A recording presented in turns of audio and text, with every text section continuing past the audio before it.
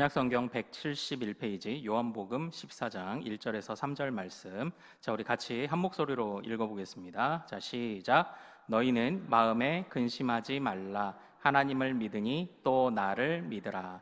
내 아버지 집에 거할 곳이 많도다. 그렇지 않으면 너희에게 일렀으리라. 내가 너희를 위하여 거처를 예비하러 가노니 가서 너희를 위하여 거처를 예비하면 내가 다시 와서 너희를 내게로 영접하여 나 있는 곳에 너희도 있게 하리라. 아멘. 아멘. 자, 오늘 우리가 함께 읽은 이 말씀 통해서요, 우리가 거할 곳이라는 제목으로 은혜를 같이 나누도록 하겠습니다. 또 하나님께서 오늘도 또 우리에게 또 말씀을 깨닫는 또 귀한 지혜들 주시기를 소망합니다. 저는 지금으로부터 한 8년 전쯤에 청년부를 담당할 때 그 청년들 한 20명 정도 이제 아이들과 함께 이제 유럽에 있는 종교개혁지 탐방을 이제 다녀온 적이 있었습니다. 그때 2주 동안 이제 배낭여행으로 우리 종교개혁가들 칼빈, 루터, 그리고 이제 체코에도 있는 체코 이런 지역들을 돌아다니면서 종교개혁지를 이제 참고를 했었어요. 그런데 그때에 하나 참 어떻게 보면 웃지 못할 해프닝이고 어떻게 보면 좀 아찔했던 하나의 해프닝이 있었는데, 뭐냐면 제가 이제 파리에 갔을 때, 이게 파리에서 이제 늦게까지 돌아보고 이제 민박집으로 돌아와서 잠을 자고 있는데 갑자기 제가 자고 있는 침대 옆에서 인기척이 느껴지는 거예요. 그러니까 인기척이 느껴지면 안 되는데 인기척이 느껴지는 겁니다. 그래서 화들짝 놀라가지고 깨보니까 우리 청년 남학생 하나가 제 옆에 와서 이제 자고 있는 거예요.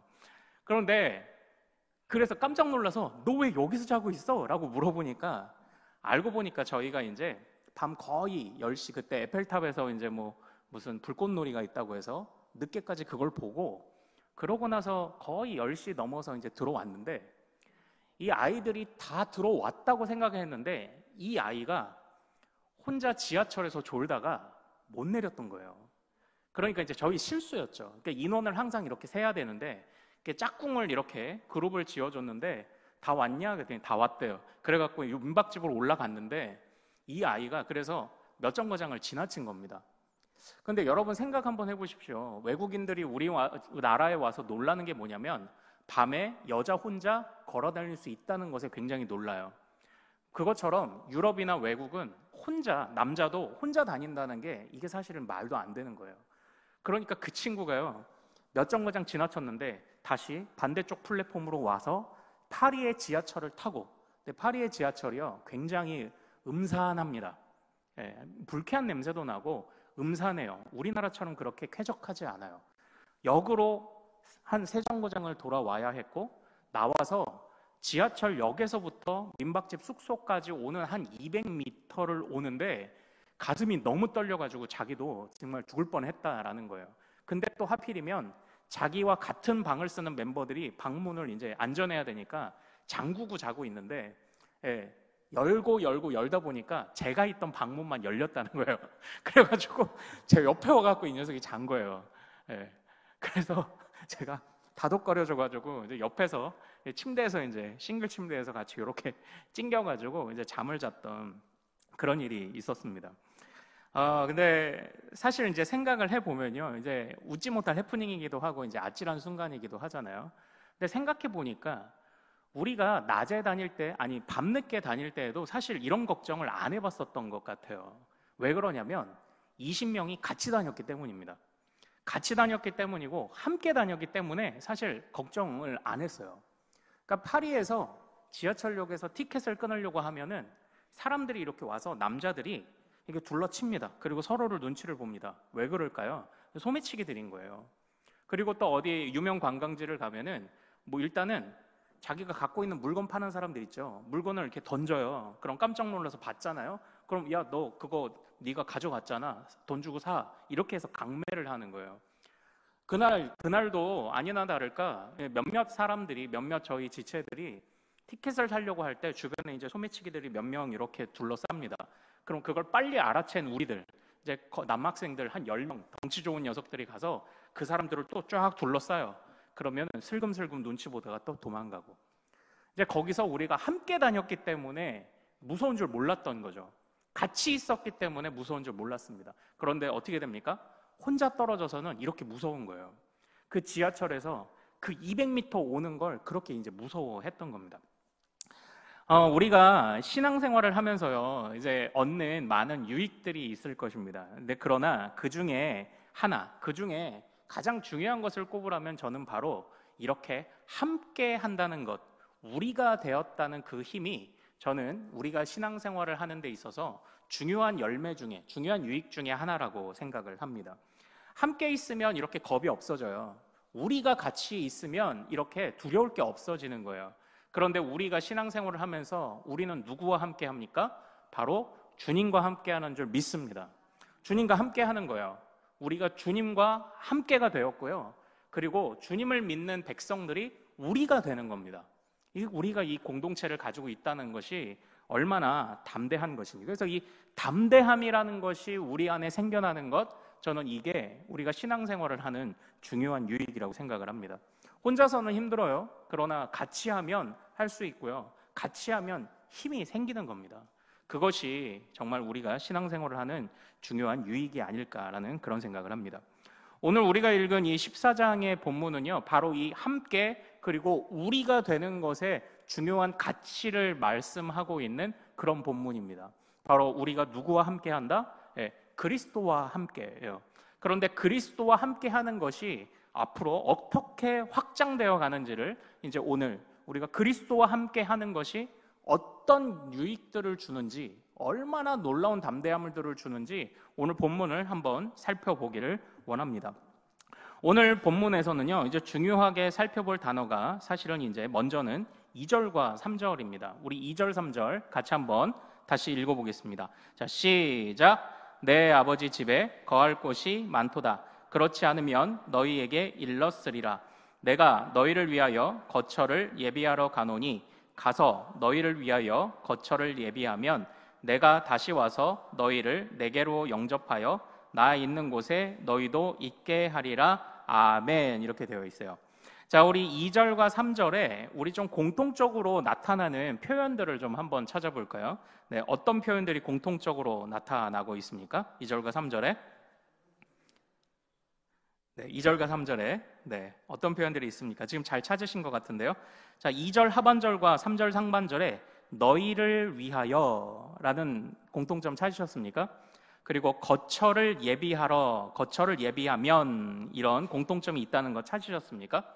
예, 바로 오늘 2절과 3절에서 중요하게 우리가 볼 수 있는 그 공통적인 표현은요, 바로 그겁니다. 너희를 위하여 거할 곳을 예비하다. 즉 어떻게 말하면 우리를 위한 거처, 머물 곳이라는 단어가 2절과 3절에서 굉장히 중요한 단어입니다. 그런데 이제 조금만 더 제가 요거를 구문적으로 한번 조금만 더 풀어볼게요. 사실은 이제 2절에서 내 아버지 집에 거할 곳이 많도다 할 때 이 거할 곳이 사실은 제일 중요한 단어예요. 거할 곳. 나머지 너희를 위하여 거처를 예비하러, 거처를 예비하면 두 단어는 이 거할 곳이라는 단어를 다 이렇게 수식해서 받고 있는 그런 단어입니다. 그러니까 중요한 건 2절 초반에 나온 거할 곳이라는 단어예요. 그래서 이제 헬라어 원문을 봐도요, 2절 초반에 있는 거할 곳은 그것을 나타내는 명확한 단어로 쓰였지만 그 다음에 나오는 너희를 위한 거처 번역을 이렇게 했지만 사실은 이게 헬라어에서는 대명사로 그냥 쓰인 것 같아요. 대명사로. 그러니까 원래 수식하는 주 단어는 거할 곳이라는 단어가 원래 주 단어다라는 것을 좀 우리가 생각할 필요가 있습니다. 자, 그런데 여기서 이 거할 곳, 내 아버지 집에 거할 곳이 많도다. 이 거할 곳이 뭘까요? 이 거할 곳. 이 거할 곳이라는 게 참 굉장히 재밌는 단어입니다. 보통은 우리가 와, 예수님이 내 아버지 집에 거할 곳을 예비하러 가시는구나 이렇게 돼 있고, 실제로 많은 영어 번역본들이 뭐라고 돼 있냐면 그 아버지의 집에 많은 룸들이 있다 이렇게도 번역을 합니다. 말 그대로 거처예요. 머물 곳. 아버지 집에 우리 방을 만들어 주신다고 이렇게 이야기를 합니다. 그래서 이 단어들을 대부분 어떻게 이해를 하냐면 천국이라고 이해를 해왔던 거예요. 아, 주님이 우리를 위해 천국을 예비하시는구나. 그런데 그런 의미도 사실은 맞습니다. 그런 의미도 맞아요. 사실은 이 2절에 나와 있는 이 거할 곳이라는 단어가요, 이제 모네라는 그 헬라어 이제 명사형인데 거처, 방, 머무르다. 예, 영어로는 dwelling이라는 그런 그 단어로 표현되는 바로 그런 단어입니다. 그런데 이 단어는 딱 두 번만 쓰였어요. 2절과 23절에서 쓰였습니다. 자, 우리 14장 23절도 같이 한번 읽어보죠. 자, 시작. 예수께서 대답하여 이르시되 사람이 나를 사랑하면 내 말을 지키리니 내 아버지께서 그를 사랑하실 것이요 우리가 그에게 가서 거처를 그와 함께 하리라. 이렇게 되어 있죠. 예, 여기서 이제 번역이 조금 헷갈릴 수 있어요. 우리가 그에게 가서 거처를 그와 함께 하리라. 그 영어로는 make dwelling이라고 이렇게 번역을 그냥 합니다.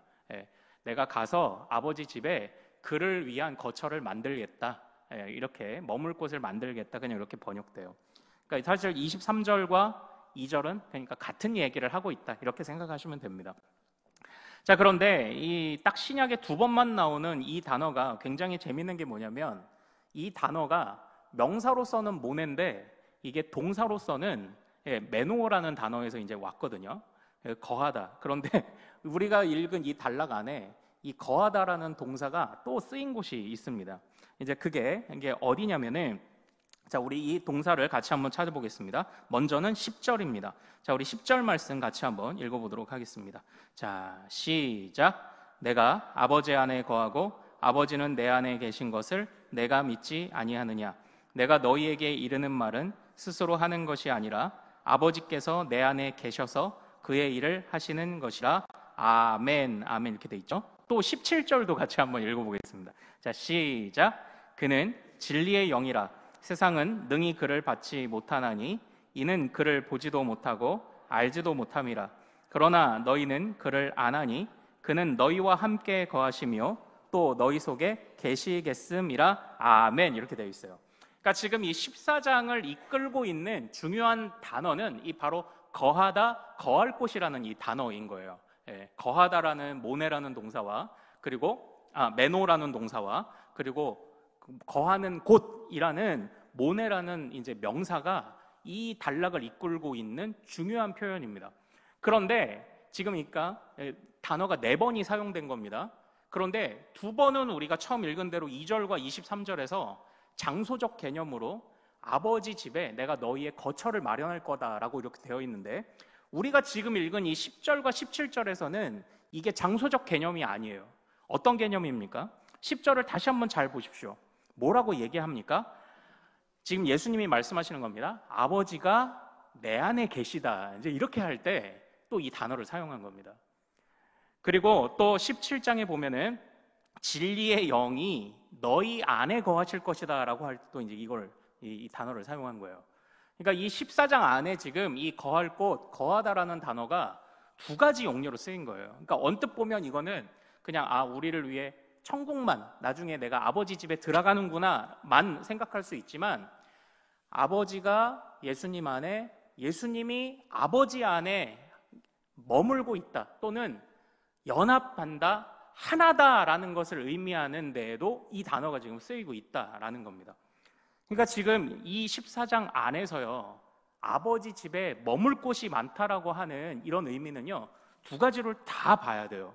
첫 번째는 장소적 개념, 앞으로 우리가 들어가게 될 저 하늘나라. 그리고 또 하나는 우리 안에 거하시는 주님이라는 이 의미를 또 갖고 있다는 겁니다. 2가지 의미를 다 봐야 돼요.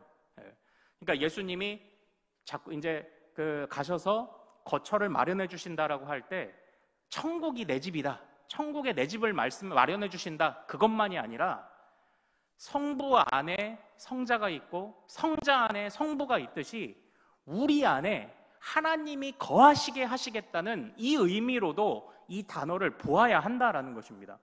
그래야 이 14장의 의미가 풍성하게 보여요. 그러니까 잘 보십시오. 거처를 마련하겠다라고 하는 개념은 어떻게 보면 좀 미래적이에요. 그러나 주님이 우리 안에 거하시게 하겠다라는 개념은 굉장히 현재적인 개념입니다.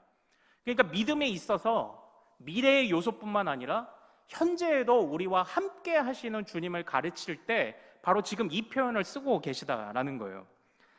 주님이 아버지 안에, 아버지가 우리 그리스도 안에 거하시는 것처럼 우리 안에 그리스도가 우리 안에 아버지가, 우리 안에 진리의 영이 거하시게 하겠다라는 데에서 이 단어에 이 중요한 의미가 있다라는 겁니다. 그러니까 오늘 우리가 이 말씀을 볼 때요, 참 13장에서부터 이어지는 하나의 흐름을 보게 됩니다. 13장부터 어떤 흐름이 이어지냐면요, 13장에서 보면 그때부터 예수님의 십자가 사역 직전에 고별사가 시작이 돼요. 고별사. 근데 고별사가 뭡니까? 나는 이제 떠나지만 남은 너희는, 이제 이런 것들이 고별사 아닙니까? 떠나기 직전에.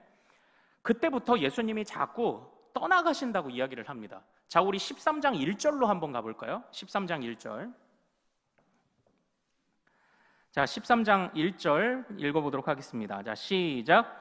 6월절 전에 예수께서 자기가 세상을 떠나 아버지께로 돌아가실 때가 이룬 줄 아시고 세상에 있는 자기 사람들을 사랑하시되 끝까지 사랑하시니라. 아멘. 이렇게 되어 있어요. 이거 우리가 참 중요하게 봤던 그런 본문이죠. 예, 끝까지 사랑하셨다. 어떻게 사랑하신 겁니까? 십자가를 통해서 목욕시키시고 매일의 회개를 가능할 수 있도록 알려주시며 매일매일 발 닦는 삶을 살도록, 그리고 서로 발을 닦아주는 삶을 살도록 이끄신 게 사랑의 방법이죠. 근데 끝까지 사랑하시는 건 좋은데 이게 주님이 떠나신다고 얘기를 하는 거예요. 이 안에서 조금 모순을 볼 수 있어야 됩니다. 주님이 끝까지 사랑하신대요. 그런데 떠난대요. 이게 말이 될까요? 사실은 이 구문이요, 굉장히 좀 아이러니한 그런 본문이에요. 모순이 있는 본문이에요. 아니, 끝까지 사랑하신다면서 그럼 같이 있어야지 왜 떠나? 이런 의문을 갖게 만드는 그런 표현입니다. 또 13장 33절로 한번 가볼까요? 같이 한번 읽겠습니다. 33절, 13장 33절 시작. 작은 자들아, 내가 아직 잠시 너희와 함께 있겠노라. 너희가 나를 찾을 것이나 일찍이 내가 유대인들에게 너희는 내가 가는 곳에 올 수 없다고 말한 것과 같이 지금 너희에게도 이르노라. 아멘, 아멘. 여기서 또 예수님이 뭐라고 하시냐면요, 내가 가는 곳에, 제자들이 막 나도 가겠다고 이러거든요. 그때 너희는 뭐다 이러세요. 그리고 또 이 36절을 보면은 이렇게 되어 있습니다. 같이 한번 36절도 13장 36절도 읽어보겠습니다. 자, 시작. 시몬 베드로가 이르되 주여 어디로 가시나이까? 예수께서 대답하시되 내가 가는 곳에 내가 지금은 따라올 수 없으나 후에는 따라오리라. 아멘. 이렇게 돼 있죠. 이거예요. 당장은 너희가 따라올 수 없다. 그러나 나중에는 따라올 거다라는 이렇게 자꾸 알쏭달쏭한 이야기를 주시는 것이 13장의 중요한 흐름 중에 하나입니다. 그러니까 지금 주님은 계속 떠날 것을 이야기하세요. 그런데 떠날 것을 이야기하시는 중에 다시 만나게 될 것뿐만 아니라 떠나지만 계속 같이 계신다라는 것을 계속 말씀을 하고 계셨던 겁니다. 이제 그걸 비로소 이제 14장에서 정리해 주시는 거예요. 내가 가지만 너희와 함께 할 수 있는 이유는, 내가 가지만 너희의 거처를 마련할 수 있는 이유는, 내가 가지만 너희를 끝까지 사랑하는 이유는 바로 내가 너희를 위해 거처를 마련할 뿐 아니라 내가 너희 속에 함께 하게 되는 날이 올 거야라는 바로 그런 뜻인 거예요. 미래적으로는 아버지 집 어딘가에 우리가 머물 곳이 있고 우리가 그곳에 호적 등본을 옮기는 때가 있을 것이고, 현재로서는 주님이 우리 안에 거하셔서 우리가 주님을 지금 그 형체로 몸으로는 볼 수는 없지만 항상 우리와 함께 하시는 주님을 통해 끝까지 사랑하시는 주님을 만나게 하시겠다라는 그 약속이 이제 이 비로소 14장에서 이제 일어나는 겁니다. 결국은 14장에 있는 이 거할 곳을 마련하시겠다라는 이 약속은요, 주님은 떠나시지만 그러나 우리와 영원히 함께 하시겠다라는 그 약속이 이 14장의 중요한 메시지라는 것입니다. 그래서 주님이요 14장 1절에 이렇게 말씀합니다. 주님이 우리와 함께 하시면 어떤 유익이 있습니까? 14장 1절에 같이 한번 읽어보겠습니다. 자, 시작. 너희는 마음에 근심하지 말라. 하나님을 믿으니 또 나를 믿으라. 아멘. 이렇게 되어 있어요. 바로 이거예요. 우리가 서두에 말했던 것처럼 함께의 힘, 정말 가치의 힘, 우리의 힘, 주님이 우리 안에 거하심을 통해서 우리에게 주시는 그 담대함, 이 약속이 오늘 이 14장에서 주님이 우리에게 말씀하신 중요한 약속이다라는 겁니다. 그러므로 우리가 믿음 생활할 때 우리의 믿음이 어떻게 견고한가, 우리의 믿음이 얼마나 성숙한가를 어떻게 평가할 수 있을까요? 우리 안에 어떻게 정말 믿음이 잘 자라고 있는지 그걸 평가할 수 있을까요? 바로 주님과 우리가 함께하고 있다는 것에 강한 확신이 있는가? 그로 말미암는 담대함이 있는가? 그게 사실은 우리가 바른 믿음을 가졌는가에 관한 중요한 평가의 기준과 잣대가 될 수 있어요. 심지어는 우리 이 주님이 우리 안에 거하실 때에 사용하시는 통로 한 가지를 중요하게 14장에 언급하십니다. 그게 뭐냐? 우리 16절을 한번 같이 읽어보도록 하겠습니다. 자, 14장 16절이에요. 자, 시작. 내가 아버지께 구하겠으니 그가 또 다른 보혜사를 너희에게 주사 영원토록 너희와 함께 있게 하리니. 아멘. 이렇게 돼 있어요. 주님이 우리 안에 머무시면 어떻게 해요? 나를 믿으니 근심하지 말라. 근심하지 않게 됩니다. 박해가 있어도 어려움이 있어도 광야가 있어도 우리가 주님과 함께 한다면 근심하지 않게 됩니다. 그런데 주님이 그 함께 하실 때에 누구를 통해 그 일을 일하신다고 합니까? 또 다른 보혜사를 하나 지금 언급을 하고 계세요. 자, 그런데 이 또 다른 보혜사는 누구냐? 바로 17절과 18절을 같이 한번 읽어보겠습니다. 자, 시작. 그는 진리의 영이라 세상은 능히 그를 받지 못하나니 이는 그를 보지도 못하고 알지도 못함이라. 그러나 너희는 그를 아나니 그는 너희와 함께 거하시며 또 너희 속에 계시겠음이라. 내가 너희를 고아와 같이 버려두지 아니하고 너희에게로 오리라. 아멘. 이렇게 돼 있어요. 주님이 우리 마음속에 어떤 한 분을 심어주셔서 주님이 함께 있도록 하시는 것뿐만 아니라 장차 올 때에 주님이 우리를 찾아오도록 만드신다고 이야기를 합니다. 그 통로가 누굽니까? 또 다른 보혜사이며 진리의 영이에요. 그럼 곧 누구시죠? 성령이라는 거예요.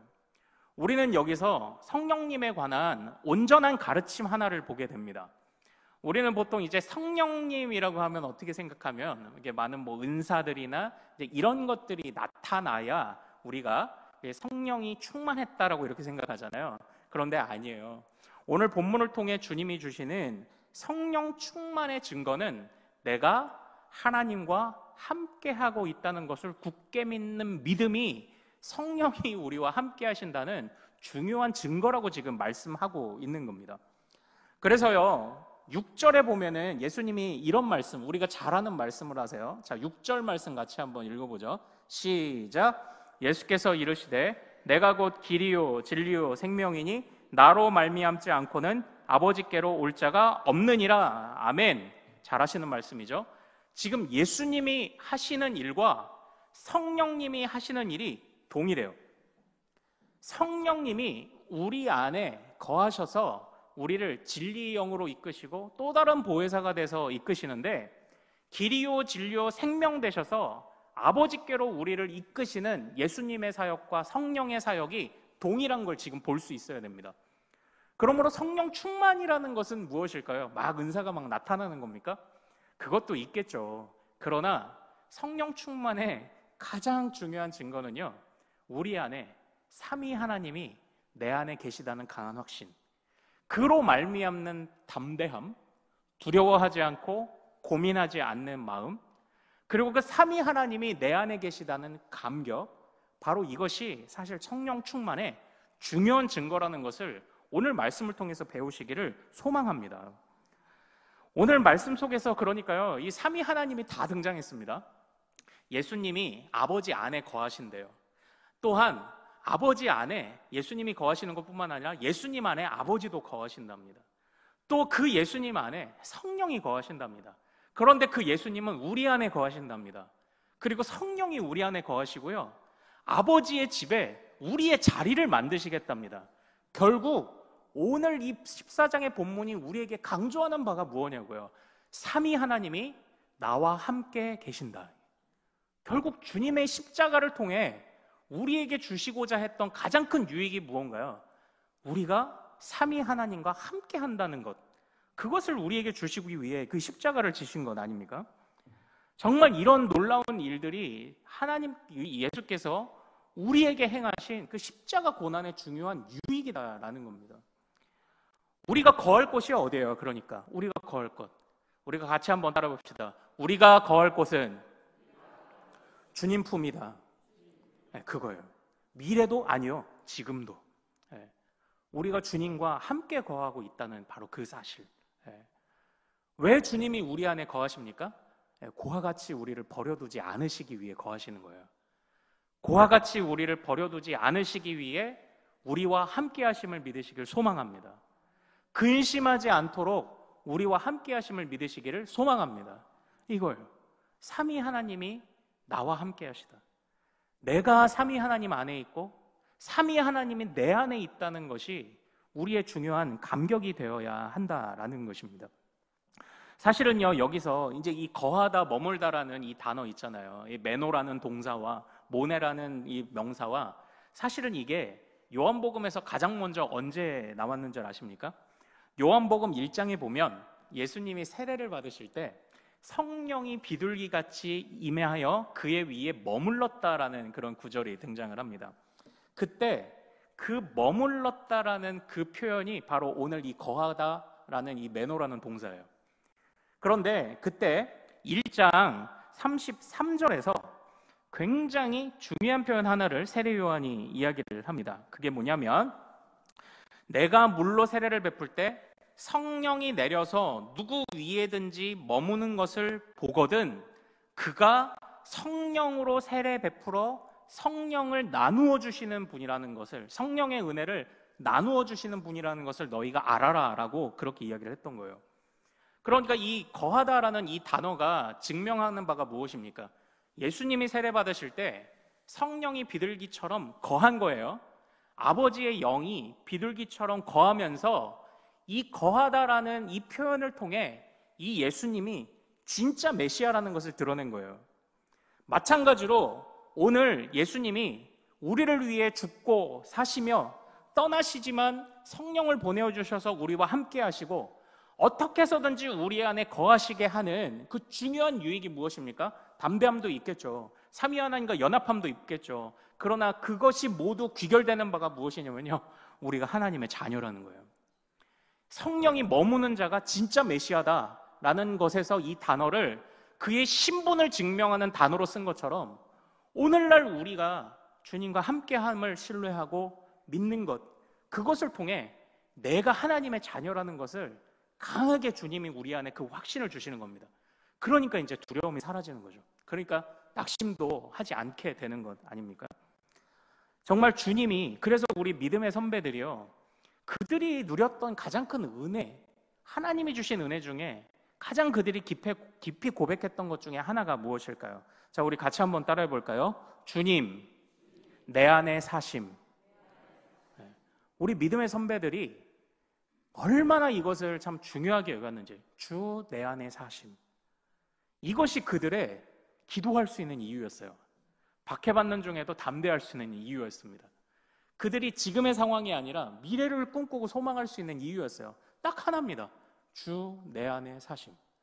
그것을 통해 나의 신분이 증명되고 나의 두려움이 사라지고 주 내 안에 사심. 주님 내 안에 거하시기 위해 그 십자가를 지셨군요. 주님 내 안에 거하시기 위해 그 고난을 당하셨군요. 이것이 우리 믿음의 선배들의 중요한 고백이었다라는 것입니다. 사랑하는 여러분, 오늘 우리에게 주시는 이 말씀은 참으로 우리에게 좀 중요하게 시사하는 바가 있습니다. 우리는 보통 하나님의 은혜를 구할 때, 하나님의 인도하심을 구하거나 은혜를 구할 때 어떤 장면에서 구하냐면, 우리는 어떤 선택의 문제에서 하나님의 은혜와 뜻을 구할 때가 참 많아요. 하나님, 여기로 가야 됩니까? 저기로 가야 합니까? 그러나 여러분들 그 말씀을 잘 아시죠? 그런즉 너희는 먼저 그의 나라와 그의 뭐를? 그의 의를 구하라. 그리하면 어떤 것을? 이 모든 것을 너희에게 더하시리라 라는 이 마태복음의 말씀을 잘 아실 겁니다. 이 말씀과 같이 우리는 때로 어떤 선택의 기로에서 하나님의 은혜를 구할 때가 많잖아요. 그런데 성경은 이 선택을 잘 하라고 이야기를 안 하는 건 아닙니다. 그러나 어떤 면에서는 이 선택의 문제 자체는 조금 둘째 문제라고 생각을 하는 것 같아요. 왜 그렇습니까? 좋은 씨를 심고 잘 가꾸고 거름도 주고 물도 잘 주면 그 씨에서 좋은 열매가 나는 것은 의심할 여지 없는 상황이에요. 그러니까 성경은 1차적으로 우리가 어떤 길을 선택하느냐의 문제는 좀 2차적인 문제예요. 첫 번째로 성경이 중요하게 여기는 건 우리가 정말 튼튼하고 건전하고 건강한 뿌리를 가지고 있으면 좋은 열매를 맺는 건 그건 당연한 결과라는 겁니다. 우리가 지혜롭고 바른 선택을 하는 건 당연한 문제라고 말하고 있는 것 같아요. 그러니까 우리가 먼저 그의 나라와 의를 구하는, 다시 말하면 우리 안에 있는 마음이 올바르면 선택의 문제는 중요한 문제가 아니에요. 그렇게 고민할 문제 아니에요. 당연히 좋은 선택을 하게 될 거니까요. 우리 마음이 주님 앞에 온전하면 당연히 좋은 열매가 맺힐 거예요. 그런데 우리가 선택의 순간에 갈등하는 거는요, 사실은 우리가 어떤 길로 가야 평안할지, 어떤 길로 가야 덜 골치 아플지 그 문제가 아닙니다. 그 문제를 논해서 될 게 아니에요. 그런 선택의 기로에 망설이는 건 사실 우리 마음이 아직도 이 좋은 뿌리를 못 내리고 있다는 오히려 증거가 아닐까라는 그런 생각을 해보게 됩니다. 성경은 그렇게 말해요. 너희 마음이 온전하면 거기에서 나오는 모든 말과 행실은 올바른 것이 될 거야. 이렇게 이야기를 합니다. 그래서 내일 일을 위하여 염려하지 말라. 내일 일은 내일이 염려할 것이요 한낱 괴로움은 그날에 족하다고 말씀하시는 것도 아마 같은 이유가 아닐까라는 그런 생각을 하게 됩니다. 그러니까 오늘 주님이 우리 안에, 삼위 하나님이 우리 안에 거하신다라는 것은요, 삼위 하나님이 우리 안에 거하심으로 우리의 마음을 온전한 뿌리가 되게 하고 온전인 씨앗이 되게 하시는 그 은혜를 주시겠다는 약속과 동일합니다. 그러면 우리가 예수님과 함께 한다는 이것에 충만해지고 그것으로 우리의 믿음이 단련되면 우리의 모든 선택과 우리의 모든 말과 행실은 다 좋은 게 될 거예요. 그건 2차적인 문제인 거예요. 중요한 건 뿌리예요. 뿌리. 우리 마음 뿌리. 그러므로 오늘 주님이 우리 안에 거하시겠다, 우리 안에 삼위 하나님이 거하시겠다는 이 약속을 통해서 우리의 뿌리를 점검하시고 계시는 것이라는 그런 마음이 들어요. 우리의 뿌리, 너의 마음 뿌리가 지금 어디에 뿌리를 내리고 있느냐? 삼위 하나님과 동행하고 삼위 하나님과 같이 한다는 그 감격이 너희 안에 있느냐? 그렇다면 걱정하지 말아라. 당연히 좋은 열매를 맺을 거야. 너희의 믿음 뿌리가 지금 어디에 있느냐? 주님 안에 확실하게 있다면 염려하지 말아라. 저절로 꽃이 필 것이다. 지금 그 말씀을 주시고 계시는 것 같아요. 그러므로 주님께서요, 우리에게 오늘날 이 거하다라는 단어를 통해서 너희의 미래적으로 아버지 집에 거할 것뿐만 아니라 어떻게 해요? 지금 우리가 아버지 안에 거하고 그 삼위 하나님이 또 내 안에 거하시는 바로 이 놀라운 연합을 통해서 정말 그 일을 위해서 우리를 위해 그 십자가를 지시고 그리고 떠나시지만 그러나 항상 함께 하시는 그 은혜로서 우리를 돌보고 계시다는 이 가장 기본적인, 어떻게 해요? 주 내 안에 사심, 주님 내 안에 사심이라는 바로 그 은혜를 우리가 잊지 않는다면 우리 삶에도 선택의 문제 어렵지 않을 거예요. 우리 삶에도 평안의 문제 그렇게 어렵지 않을 줄로 믿습니다. 자, 그러므로 오늘 설교의 제목이 무엇입니까? 우리가 거할 곳이죠. 우리가 거할 곳은 어디입니까? 우리는 이 땅에서 거할 곳이 어딘지를 가지고 씨름하며 살아갑니다. 물론 우리의 거할 곳이 저 천국에 있다고 생각하지만 인내하다가 신앙생활을 괴롭게만 하고 있지는 않은가 모르겠습니다. 그러나 우리 주님은요, 여우도 자기 굴이 있지만 머리 둘 곳이 없으셨어요. 그러나 염려하지 않으셨어요. 왜죠? 아버지가 내 안에 계신 것을 아셨기 때문이죠. 바로 그와 같은 담대함을 주님이 우리에게 주시려고 십자가를 지신 겁니다. 바로 그와 같은 담대함을 이 세상에서 우리가 머리 둘 곳 좀 없을 수 있습니다. 그러나 우리의 거할 곳이 어디예요? 아버지 집이에요. 우리가 거할 곳이 어디입니까? 아버지 품이에요. 그 아버지가 어디 계신가요? 멀리 계신가요? 아니요, 우리 안에 계신 거예요. 이 약속이 우리에게 주고 있는 바가 그것 아닙니까? 아버지 앞에서 그 확신과 믿음을 가진다면 우리의 마음은 단련될 거예요. 우리의 마음은 견고해질 거예요. 우리의 뿌리는 튼튼할 거예요. 뿌리가 튼튼하면 꽃이 피고 열매 맺는 건 저절로 일어날 겁니다. 그러므로 어디로 가요? 어떻게 해요? 무엇을 먹어요? 어디서 살아요? 라는 문제는 2차적인 문제입니다. 주님, 내 안에 계십니까? 내가 주님 안에 머물고 있습니까? 우리가 가장 먼저 여겨야 하는 건, 가장 먼저 해야 되는 질문은 그거예요. 그러니까 우리가 선택의 순간들이 있을 겁니다. 주여, 우리 아이들 이제 여기로 보내야 되나요? 저기로 보내야 되나요? 주여, 내가 집을 여기다 사야 되나요? 저기다 사야 되나요? 주여, 내가 지금 어떤 직장을 가지고 해야 되나요? 어떻게 해야 되나요? 어느 지역을 가야 되나요? 어떻게 해야 되나요? 그런 걸 가지고 기도하지 말자는 게 아니에요. 기도를 하되 우리가 가장 먼저 함께 기도해야 될 것이 무엇입니까? 주여, 내가 주님과 함께 주님 안에 믿음 뿌리 굳게 내리게 하옵소서. 주여, 내 안에 흔들리지 않는 믿음을 주옵소서. 내 믿음 뿌리가 튼튼하고 견고하게 하옵소서. 우리가 이것을 같이 기도하기를 소망합니다. 그때의 열매는 저절로 맺힐 것입니다. 꽃은 저절로 피어날 것입니다. 그러므로 우리는요, 이게 겉을 가꾸는 사람들 아닙니다. 겉에 신경 쓰는 사람들 아닙니다. 그냥 서로에게 우리가 폐를 끼치지 않을 정도의 적당한 외모적인 부분들만 신경 쓰고, 나머지는 소위 사람들이 신경 쓰며 살아가는 이제 그런 것들 말고요. 우리는 겉이 아니라 자꾸 우리 이제 내면을 신경 써야 되는 거예요. 우리 주님 앞에서 내 마음이 어디에 있는가, 주님 앞에서 나의 믿음이 어디에 있는가를 우리가 항상 점검할 수 있기를 소망합니다. 그래서 주님이 말씀하십니다. 너는 어떻게 주님을 사랑하라? 마음과 뜻과 힘을 다하여 주님을 사랑하라고 말씀하십니다. 마음과 뜻과 힘을 다하여 주님을 사랑하라. 주님이 처음부터 주님을 사랑할 때 외형적인 방법을 말씀하지 않으셨어요. 마음과 뜻과 힘을 다하여. 주님을 향한 좋은 마음이 있으면 드러나는 외형은 저절로 따라오는 거기 때문입니다. 그러므로 사랑하는 여러분, 우리가요 정말 신앙생활을 한다면요 우리의 마음을 먼저 점검해야 될 걸로 믿습니다. 저는 그래서 한 가지 좀 이제 부탁을 드리고 싶어요.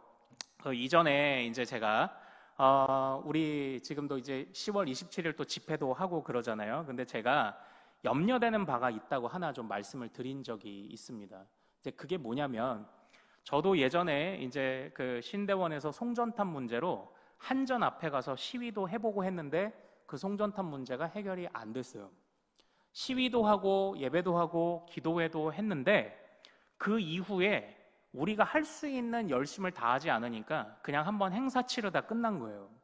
그러니까 저는 이번 10, 27 집회도 그냥 행사 한번 치르고 끝나는 일이 아닌가라는 염려가 사실 좀 있습니다.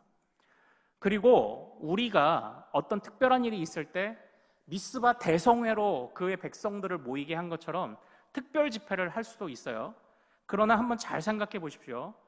어떤 일이 있을 때 사실상 우리가 특별 집회도 하고 할 수 있지만 가장 중요한 건 우리가 매 주마다 드리는 그 예배의 그 자리에서 그때마다 특별 집회 때만 듣는 게 아니라 평소에 예배를 잘 드리면서 주님의 마음을 알고 우리 믿음 뿌리를 점검하고 그렇게 깨달은 자들이 특별 집회에 가서 활약하는 것으로만 세상을 바꾸려고 하지 말고 우리가 살아가는 그냥 삶의 그 현장들에서 우리가 바뀐 마음밭으로 살아가면 그게 더 가능성 있지 않을까요? 그게 더 가능성 있지 않겠느냐고요. 특별 집회 가서 한번 기도하고 오는 게 중요한 게 아니고 우리가 매 순간마다 이제 이런 이야기들을 나눠야 돼요. 우리의 마음뿌리를 점검하는 이야기들을 나눠야 됩니다. 그리고 그렇게 점검된 마음뿌리를 가지고 그냥 삶의 현장으로 가는 거예요. 가서 그리스도인답게 살면 변화가 일어납니다. 특별 집회 안 해도 사실 지금 우리가 특별 집회를 해야 되는 이유는 해야 됩니다. 해야 되는 이유는 그 전에 그리스도인이라고 말하는 수많은 사람들이 평소에 단련되지 않았기 때문에 특별 집회를 하는 건 아닙니까? 저에겐 그런 염려가 있어요. 그러니까 사실상 우리가 좀 더 에너지를 들이고 해야 될 게 뭐예요? 평소 신앙생활이에요. 평소 신앙생활. 평소 예배라고요. 평소 예배. 무언가 자꾸 행사로서 행사를 버리고 안 버리고의 문제로 우리의 신앙을 정의 내리는 게 아니라 평소 신앙생활이 우리의 진짜 실력 아니겠습니까? 평소 신앙생활로 우리의 신앙과 이 믿음을, 우리 믿음 뿌리를 정말 점검할 수 있어야 되지 않겠습니까? 그래야 진정한 파워가 나오죠. 안 그러면 그냥 행사 한번 치르고 끝나는 겁니다. 행사 한번 치르고 끝나는 거예요. 사랑하는 여러분, 오늘 이 14장에서 주님이 우리에게 주신 말씀을 그래서 잘 기억하시기를 소망합니다. 주 내 안에 사심, 주 내 안에 사심. 그래서 주님이 내 안에 거하심으로 나를 성전 삼아 주심, 나를 성전 삼아 주심으로 그 예수님을 닮아가게 하심. 그래서 내 안에 좋은 뿌리를 주시고 내 안에 저절로 열매 맺는 그 은혜들을 내 안에 허락하심.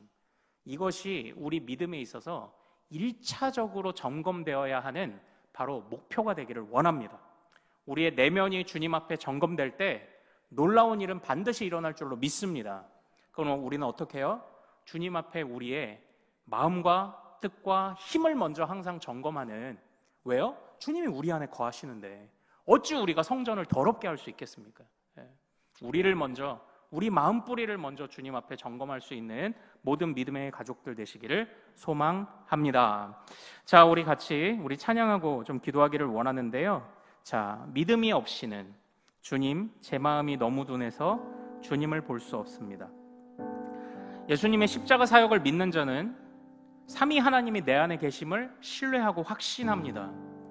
그러나 우리가 자꾸 너무 둔해서 우리 믿음 뿌리가 견고하지 못하니까 자꾸 그것을 보지 못합니다. 우리 믿음 뿌리가 주님 안에서 견고하면 어떤 선택의 순간에도 저절로 열매 맺고 저절로 꽃이 피는 방향으로 선택할 텐데, 우리가 자꾸 둔하니까 어디로 가야 될지 길을 알지 못하고 있습니다. 이 땅에 속하여 이 땅만 보다가 주님 손을 놓치는 내 마음이 아니라 견고하게 주님을 붙잡아 정말 변화된 마음 뿌리, 믿음 뿌리, 정말 믿음 안에 그 뿌리를 굳게 내려서 흔들리지 않는 우리가 되게 하옵소서. 우리 안에 거하시는 주 내 안에 사시는 그 은혜를 굳게 붙잡게 하옵소서. 우리가 이런 말씀들을 붙잡고 같이 찬양하고 기도하겠습니다. 주님, 제 마음이 너무 둔해서, 주님, 제 마음이 너무 둔해서 주님을 볼 수 없습니다. 이 땅에 속하여 이 땅만 보다가 주님 손을 놓쳤습니다. 나는 나그네로 왔는데, 나는 나그네로 왔는데 왜 주저앉게 되었나. 나는 청지기인데 언제부터 내 삶의 주인이 되어버렸나. 믿음이 없이는 기쁘시게 못하나니 고된 수고도 다 헛될 뿐이라. 믿음이 없어서 무너진 삶의 모든 자리에 다시 주님을 기다립니다. 주님, 제 마음이 너무 둔해서, 주님, 제 마음이 너무, 불을 좀 꺼주세요. 주님을 볼 수 없습니다. 이 땅에 속하여 이 땅만 보다가 주님 손을 놓쳤습니다. 나는 나그네로 왔는데 왜 주저앉게 되었나. 나는 청지기인데 언제부터 내 삶의 주인이 되어버렸나.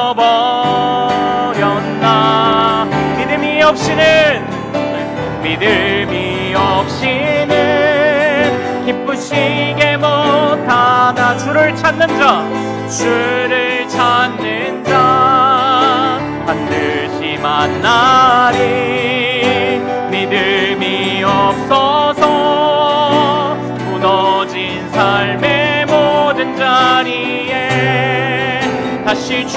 주님을 기다림. 믿음이 없이는 기쁘시게, 믿음이 없이는 기쁘시게 못하나니 주를 찾는 자 반드시 만나리.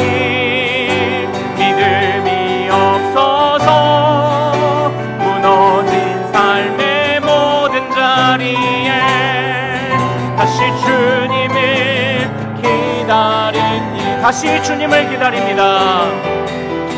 다시 주님을 기다립니다.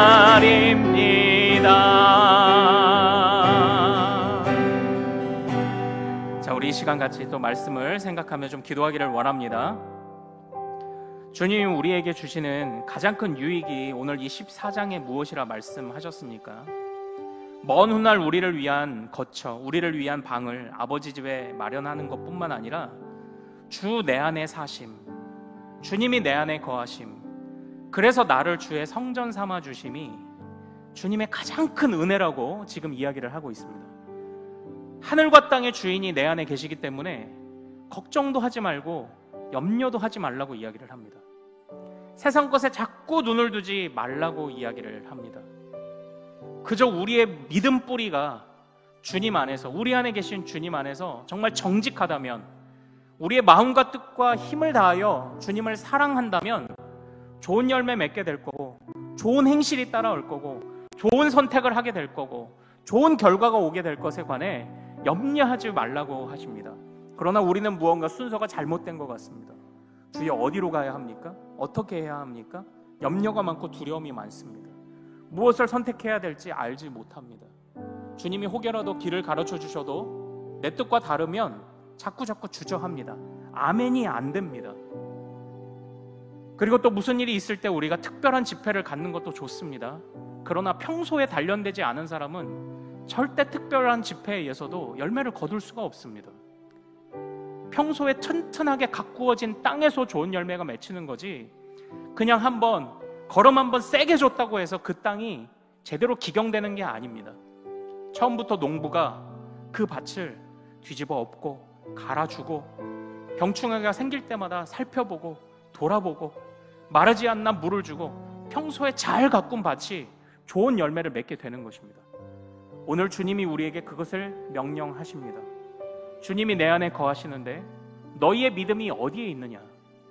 너희가 무엇을 기뻐하고 있느냐? 무엇을 바라고 있느냐? 주 내 안에 사심이 가장 큰 은혜임을 잊지 말라고 오늘 우리에게 말씀하십니다. 그러므로 우리가 우리 안에 거하시는 주님 앞에 부끄럽지 않도록 우리의 마음을 점검하길 원합니다. 우리의 마음 하나하나가 주님 앞에서 정말 제대로 된 믿음 뿌리가 되도록 점검하기를 원합니다. 우리 안에 있는 미련한 모든 생각들의 모든 허물들을 거두시고 땅만 보며 살아가는 우리의 눈을 거두시고, 하나님, 우리가 둔하지 않게 주님을 항상 바라보며 살아가는 우리들 되게 하옵소서라고, 자, 우리 주여 이름 크게 한번 부르며 우리의 마음과 생각과 뜻을 점검하며 기도합니다. 주여!